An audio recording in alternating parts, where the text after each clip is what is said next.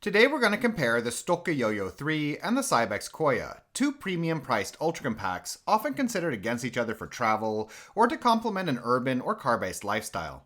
So let's jump straight into it then, looking at the advantages and disadvantages of each model in turn, and focusing on the differences in terms of child comfort, ease of use, longevity, and driving characteristics, before ending by bringing in price and discussing which factors might make one a better purchase over the other.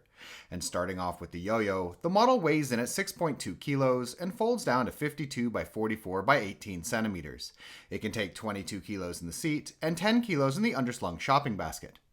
As far as child comfort is concerned, the Yo-Yo seat is adjustable between a semi-recline and a relatively upright position, while size-wise, it measures 31 centimeters in width and has a length for the sitting surface, meaning the combined lengths of the backboard and baseboard, of 69 when the seat is upright and 76 when reclined, with the added length coming from a pillow sewn on the inside of the canopy that pops into place when you lay back the seat.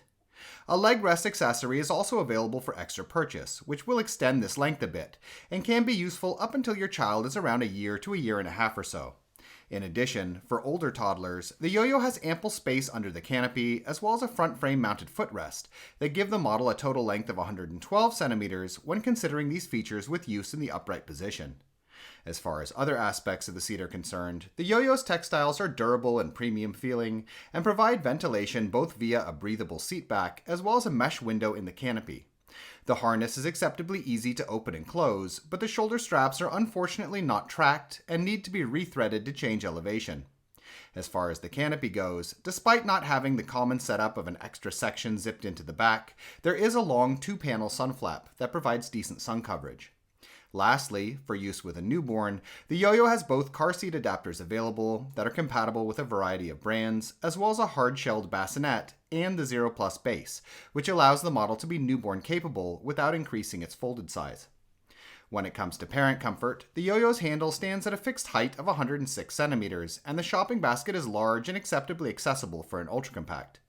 As far as folding is concerned, the process takes a little getting used to, having two steps and requiring two hands, as well as involving keeping the front wheels rotated in the correct direction, though when folded, the Yo-Yo self-stands, has dimensions that are within the IATA's guidelines for cabin luggage, and is also quite comfortable to carry slung from the shoulder by the padded shoulder strap. In terms of how the Yo-Yo feels to use, it's sturdily built and has thick bars, and even though it can loosen up a bit over time, its simple design, with very few internal mechanisms, provides good longevity in my experience, where the model generally still feels sturdy and trustworthy many years down the road. With regards to driving, the Yo-Yo's wheel size is decent for an ultra compact, 5.3 inches all round, but suspension is minimal, meaning that it will feel best to use in smoother environments, though it can tackle stuff like broken sidewalks and gravel when you need it to. Alright, moving on, the Koya clocks in at a slightly heavier 6.6 kilos, but folds down to an identical 52 by 44 by 18 centimeters. It can carry the same 22 kilos in the seat, but has a reduced weight capacity of 5 kilos in the underslung shopping basket. When it comes to child comfort, the Koya unfortunately has an upright position that's more sloped than the Yo-Yo's, though its reclined position is near flat and newborn acceptable, in Europe and some other regions at least. Size-wise, the Koya is a little wider than the Yo-Yo, at 33 centimeters, and has both a slightly longer sitting surface, at 80, as well as roughly the same longer length, 115, when considering space under the canopy and the distance to the front frame mounted footrest.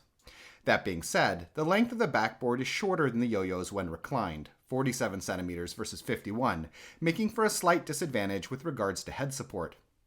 As far as other aspects of the seat go, the Koya also has premium feeling textiles and provides even better ventilation via a seat liner that can be removed, revealing a large mesh window in the seat back.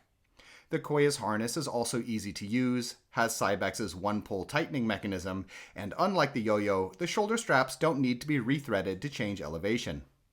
The canopy is extendable and provides more or less equivalent sun coverage, though there is unfortunately no flap to cover the mesh panel in the extended section, which can let a bit of light in. For the newborn period, there's no bassinet available for the Koya, but there are car seat adapters that are compatible with the same range of car seats as the Yo-Yo. Note that if you're having trouble figuring out car seat compatibility, we have a guide on our Patreon page. Looking at parent comfort, the Koya's handle has a slightly lower handle height of 104.5 centimeters, and its shopping basket is also a bit harder to access in my opinion due to the slope of the seat. As far as folding is concerned, the process is more straightforward with the koya, though it takes a little more force to press it together, and 2 hands are also needed for the process, especially when unfolding. The koya also self-stands when folded, has the same IATA-approved dimensions, and similarly has a shoulder strap for easier carrying. As far as the feel of using the koya goes, the model feels sufficiently sturdy with its components, but it's a lot looser in its locking joints than the yo-yo, in particular the central hubs right under the seat, which bend a bit side to side when steering, and it also has more complicated internal mechanisms than the yo-yo, meaning more potential for mechanical failures in the long run. With regards to driving, the koya has the same sized wheels as the yo-yo, but entirely lacks rear frame suspension, making it shake quite a bit at those looser points on the chassis over rough patches, and that looseness, when combined with the model's narrow rear frame, also makes it feel a little unstable when steering. Lastly, there have at this point been a few reports of wobbling problems with the koya, unfortunately, resulting from its loose front wheels, which can be quite unpleasant, especially if the ground is even a little rough.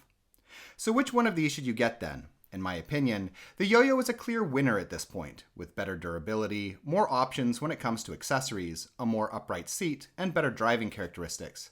The koya does have the advantage of that newborn acceptable recline, depending on where you live in the world, but this isn't quite enough to make up for its downsides as I see it, especially considering that it's also priced a bit higher.